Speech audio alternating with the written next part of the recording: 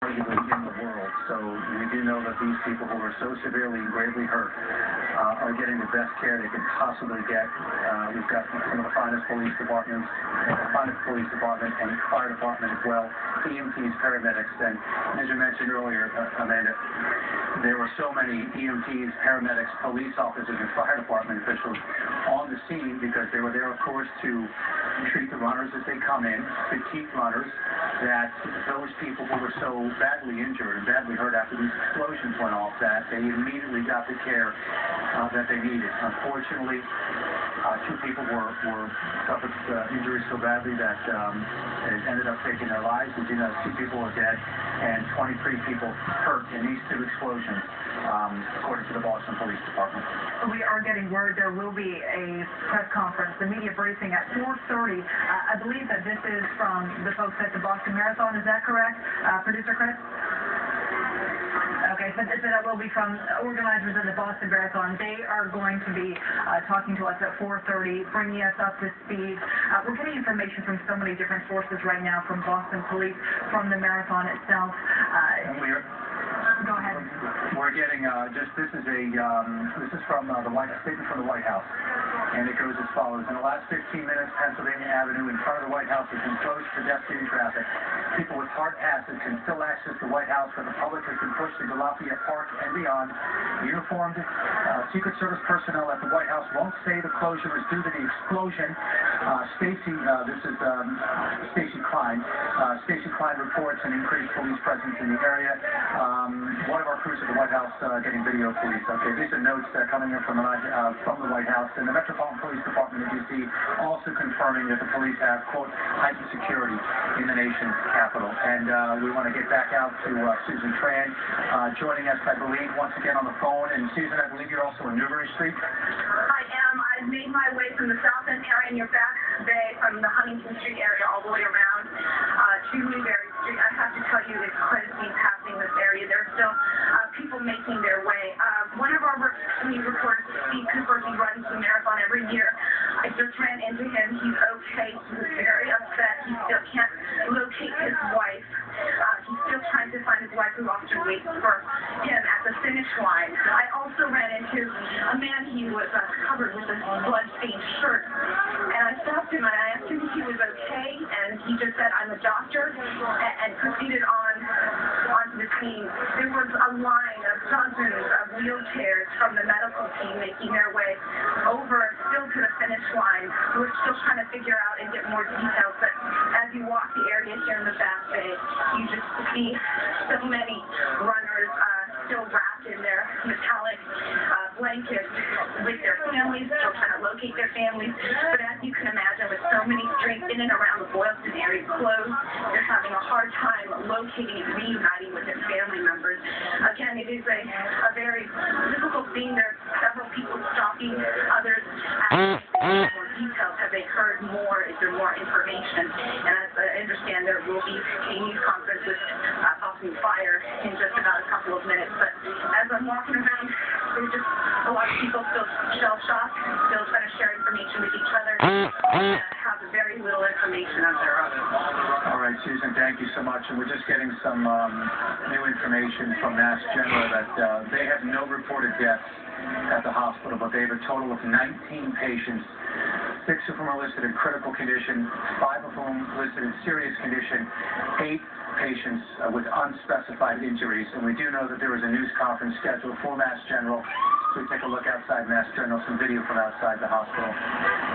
We are being told that a news conference will be taking place at the hospital here within the next few minutes. So when that happens, we'll of course bring it to you when it does happen. But again, Boston Police confirming 2 people died in these explosions, 23 people hurt at the finish line, although I actually would argue that the number probably is going to go up, Amanda, at least the injuries, because we have 19 injuries at MGH, and you will imagine that Boston Medical Center, bringing the women's, probably has as many people as well. You know, we just spoke with Byron Barnett.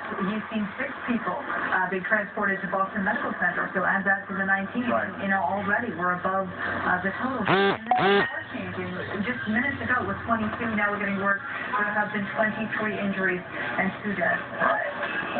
Getting some now information. We were just being told that law enforcement agents have confirmed to NBC News that they were small homemade bombs that went off, detonated just over an hour ago at the finish line of the Boston Marathon. We are also being told right now that there are some temporary flight restrictions in the Boston area. Now, I'm not quite sure if that means, I imagine that means in and out of Logan Airport. I don't know if that applies to passenger jets, but there are some temporary flight restrictions over the Boston, Airways right now. So, two small homemade bombs, according to a law enforcement official telling NBC News that these were two homemade bombs detonated near the finish line of the Boston Marathon, killing 2 people and injuring at least 23. I would venture a guess that those flight restrictions are probably air traffic over the scene here. Right. I'm not sure if our helicopter has been cleared out, and some of the other news helicopters have been cleared out of the area, but that typically happens. Right. When something like this happens, and I would assume that's what the flight restrictions are. But now we're getting word to homemade explosions. We heard from some folks on the scene, from our Janet Wu. Witnesses had been telling her that there was possibly packages, maybe bags, that had been placed against that building at 671 Boylston Street. That hasn't been confirmed, but now we are getting word that these were in fact homemade bombs. And so I think we can say that this was an attack on the Boston Marathon and the people of Boston. Well, this would be, no other way to say it is a terrorist attack against the city of Boston. And as we take a look at the scene there, what's left behind, the area there, of course, as many of you know, even if you haven't been there, you certainly know the reputation of the Boston Marathon. You certainly know the number of people that come into the city from around the world who want to witness, who want to participate in the run, who want to witness this run. And at that finish line, you have thousands of people waiting, applauding the people who cross that finish line. And as runners were finishing, you had these 2 pretty big explosions. We've seen the video of it, and they were big. And the injuries were grave. We have people in critical condition. We have 2 deaths. And according to witnesses on the scene, and according to our crews on the scene, they saw these injuries and they really just were left speechless. That the only way you could say they were grave injuries, very severe. People who lost their limbs. And it was just an absolutely chaotic scene down there. That is, I believe, Amanda, a Marathon sports store. The windows were blown out there. I do know, listening to the radio on the way in, when I first heard this, that the windows of nearby buildings had also exploded, or also shattered as a result of the explosion. So these were loud enough explosions, certainly, powerful enough explosions. We call them small homemade bombs, according to a law enforcement official. However, the results was devastating. Absolutely. We are just getting word in. We want to clear some things up. There was a fire that happened at the JFK Library. It happened shortly after these 2 explosions. A lot of concern that could be connected. We're now learning that fire was mechanical. It is not considered suspicious, and so we will assume that it's not related to these 2 other explosions. Again, this fire at the JFK Library is not suspicious. All right. Well, that's good news, if anything. Taking just more looks here at these, at some of the scene here. And again, all Boston police officers, all off-duty Boston police officers have been ordered to respond to their districts. Mass Avenue Bridge has been closed. Boylston obviously has been closed. The marathon, I believe, temporarily has been suspended or temporarily suspended. Runners were rerouted when this happened. Coolidge Corner, Washington Square and Coolidge Corner have been cleared up by Brookline Police. Again, the Mass Ave Bridge has been closed. Green Line service between Kenmore and Park Street has been suspended. So this is a chaotic scene. Obviously, as investigators and the FBI were told, on the ground at least, or coming to the scene, presumably they are probably already here helping out with this investigation. And Amanda, you just received some new information into NBC News. Counterterrorism officials and bomb technicians now telling NBC News there were multiple explosive devices, at least 2 of which exploded. This is, of course, preliminary, but this is what we're learning now. A 3rd explosion was also heard. That could have been bomb technicians performing that controlled blast. That's usually what they do when they find another device, and they just want to make sure that they explode that as well, just when the scene has been cleared out and considered safe. But now we're hearing multiple explosive devices.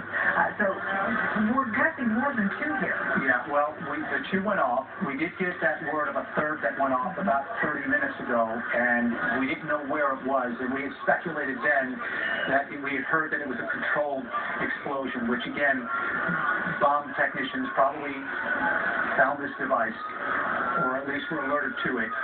It was suspicious, and instead of taking any chances, they just go in and detonate the bomb themselves. So that would be basically the definition, if you will, of a controlled explosion, where they detonate the device on their own, as opposed to letting it explode. But multiple explosions, multiple bombs rather, multiple explosive devices is what they're calling it. It is very scary. You consider, Amanda, that as bad as it is, potentially could have been worse.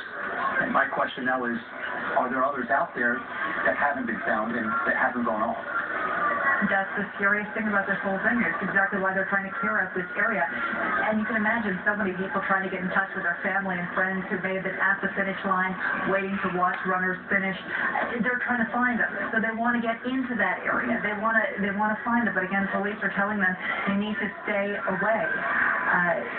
Really frightening stuff. Now that counterterrorism officials are involved, we know the White House is involved. Of course, we've heard that the feds are on the way. The federal investigators will be taking a look at this. Let's listen to some more eyewitness sound of what happened at the time of the explosion. I was just on the other side of the finish line. The explosion looked like it was right outside the Marathon Sports, right by the finish line there, the building next to it. I was over there like literally 2 minutes before. I walked down a little bit and heard two big explosions, large plumes of dust, smoke, glass. Obviously everybody was going crazy. At first it almost sounded like a cannon blast, but it felt so strong it literally almost blew my hat off. And everybody started running the other way. There were a few people that were running over towards them to help out the injured, and there were some really bad injuries. Some people were very, very badly hurt. 23 people, according to Boston police, hurt. 2 people died. We do know that many of those injuries are critical in nature, also serious in nature. We are waiting a news conference from Mass General here coming up here within the next few minutes. But again, this is a terrible scene, a chaotic scene. We're looking at the aftermath of people trying to get in there and get some of this steel grates and debris off of people. Hundreds of people, Amanda, are standing along the line. Hundreds of people, if not thousands. Now, I don't know in this particular area how many there were, but you can just imagine the countless people who were there and who felt the force of these explosions. Absolutely. Some of Susan's friends, she is in that area right now. Susan, I know you've had some difficulty getting close to the scene of this explosion. Are you there yet, and what are you seeing? Amanda, actually, they have blocked off several blocks of Boylston Avenue. I had to walk around from where the Huntington Ave area is all the way around up Arlington. I saw just a chaotic scene for the most part. For several minutes right after the explosion, there were just people walking somewhat catatonically in shock as they were trying to figure out what happened. As you have now heard, most heard 2 loud explosions and then saw smoke. As I was walking, I saw one man. He was covered with blood on his shirt, and I had to stop and ask him if he was okay. And he walked swiftly by me and just said, "I'm a doctor." And as I continued on, I saw there were still people who were making their way through the finish line as they were trying to find their loved ones, find their significant others, and let them know they were okay. I ran into our reporter, 7 News reporter Steve Cooper. As you know, he runs the marathon every year. He was very upset. He was okay, but he still had not found his wife, who was often at the finish line awaiting him. We're still trying to figure out, hopefully, that she is just fine and just they have not been able to reunite. I'm in an area on Newberry Street. It's all closed off.